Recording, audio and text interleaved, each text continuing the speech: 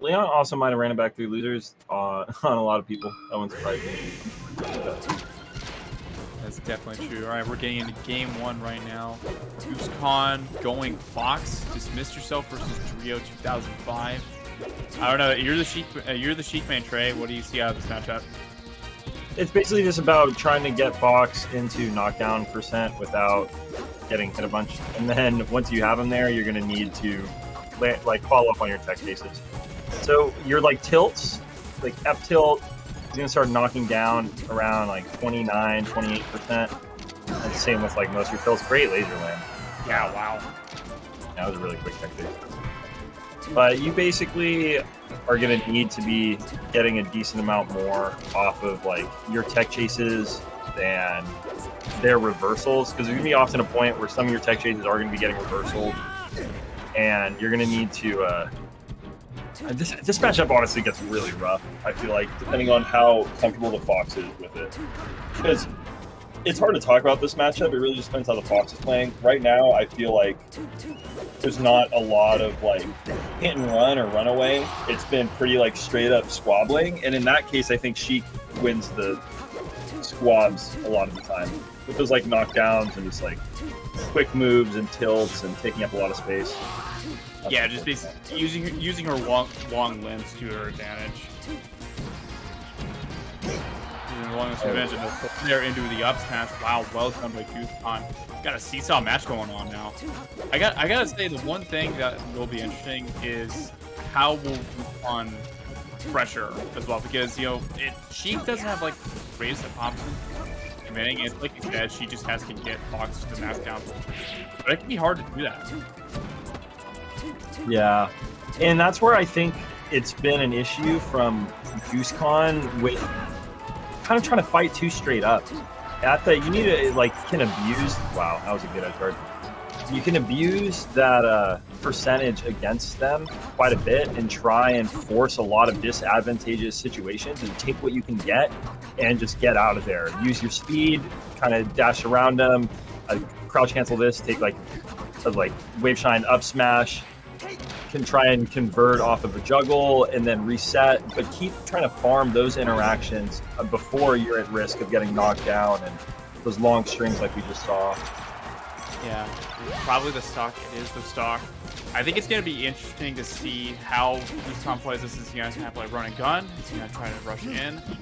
Looks like just waiting for Drio just to do something. This is a rough situation. The forward air, the needle, not yet. The second one does not hit. A favorable trade for Drio with that forward tilt. Probably going to lead to the stock. P tournament winners. Oh my goodness, that was almost really scary. Almost like Goosekhan can't get back, but closing out game one. Yeah, did a really good job there. Honestly, played it pretty straight up. There wasn't a lot of huge punishes. There was a few big strings, especially that second to last stock there. Drio got a pretty nice combo and edge guard that gave a fairly comfortable lead at the end there. But yeah, that game was pretty close overall. And indeed, I don't know. Where do you think, since it is best of three? Yeah, I'd imagine Drio probably banned FD, and they wanted to go to the stadium, which means for the low ceiling, have a pseudo FD for the platform placement. But Drio, right where they left off. Yeah, and these back airs have been really well placed as well. For Drio, it can be easy to not hard hit, and missing that hard hit can cost you an edge guard or an opportunity of getting reversaled. And really need to be hitting your edge guards against Spacey. Extremely important against Fox, especially. And Drio's been doing a good job of that. And yeah, Goose just not quite hitting these extensions the way they want to, but cleaning it up fairly quickly. Yeah, definitely. Old percent climbing.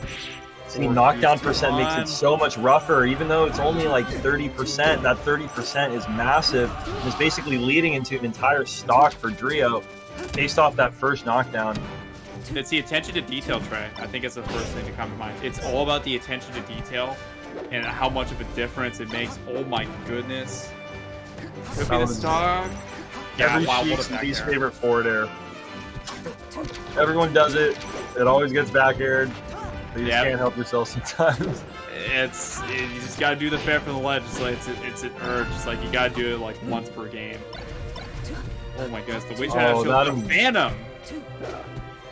Unfortunate there. I like that down tilt stuffing. Down tilt can be extremely strong in this matchup. Same with up tilt. Haven't seen too much of either move. Again, it's a lot of Goose fighting with. Wow. Yeah, heavy pressure. Oh my goodness! Wow, just goes completely to center. Goosekhan only pretty much giving Drio a second chance of life, but the upset is going to do it. Wow, this game is turned on its head, man. Goosekhan was down the whole time. Pretty crouch cancel tech chases. Quite get the hard hit of the back air there, and gonna give Goose a little bit more life on this stock. We can hit this edge guard. Yeah, I'd say, do you think it's crucial to try and just close this out now and not eat too much extra damage? I mean, you'd always like to. Right there, you definitely, especially at 100% right there, this is going to DI the dash attack out, which isn't the worst thing, but it's almost always better to boost grab instead of dash attack. Yeah. We're going to use this term. Yeah, wow. Yeah, this is starting to become a lot. Yeah, having to work for it a lot more. Eating 60%, but finally getting the stock, but the damage has been done. Now you're close to death percent. Yeah, something like a nair grab up throw up air will kill. Yeah. At like 60. Now we're looking at just like a nair, an up smash at this percent will probably kill. The wave shine. Oh no! Okay, flooded, but you didn't even need that second wave shine. Honestly, you just back air off at like 70, 80%, and they're around there. You can usually clean it up with a rinse and repeat.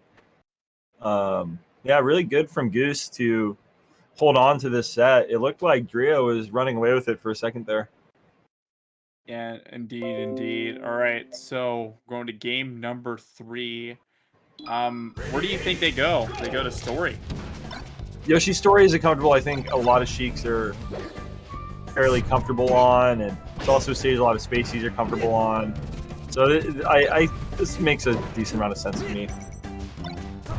A lot of Spaceys would rather go here than something like, or even Sheiks would rather go here than something that's more polarizing like Dreamland. Yeah, definitely.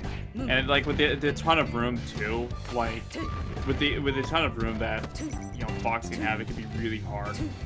Like you can definitely wait out Sheik a ton. Yeah. Very scrappy at the moment. That's probably the stock. It is the stock. I think realistically, Fox has plenty of tools to kill Sheik or edgeguard Sheik at very good percents on basically any stage, including Dreamland.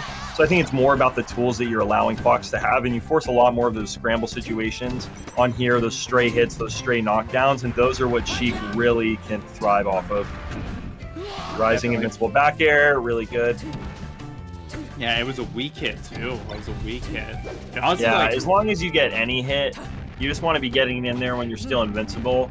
Or if you get it within like the crevice of Sheik's leg where it kind of splits out, there's a kind of an extended hitbox that'll usually outtrade things. Yeah, so that soft hit is kind of her rinse and repeat edgeguard move. Puts him in a really bad spot. Doesn't give him like tech opportunity. Yeah, super tight dash dances coming out from Goosekhan. Oh man, trying to go for some Randall tricks. Drio doesn't get anything out. But I mean, again, Drio try and call out some of these jumps. Goosekhan has been pretty free to just jump in on Goose. I mean, sorry, Goosekhan has been pretty free to just jump in on Drio. But you can call it out with things like dash away, rising back air as they try and like catch your back dash. You can it's like at different intervals at times trying to call out approaches with an up tilt or shield drop fair. Yeah, that's one way to do it. But you're definitely right. Because if you give Fox that type of freedom, they're gonna start mixing up with the double jumps. They're gonna realize the amount of in those situations. They're gonna really punch. You're cutting out a tiny bit there. Yeah, I am adjusting the gain of my mic because I've been having some small technical difficulties there. But the up smash will close it out. Goosekhan up. Yeah, and honestly, for the most part, even in all 3 of these games, it's kind of looked like Drio is having to put on the gas for most of it, and now we're looking at a basically dead even, slight Goosekhan favored game here, and the percent's starting to rack up. Yeah. 2-0 and a missed ledge dash. Doesn't matter, the percents. Unfortunate for Drio. That is a tough break for Drio. Oh my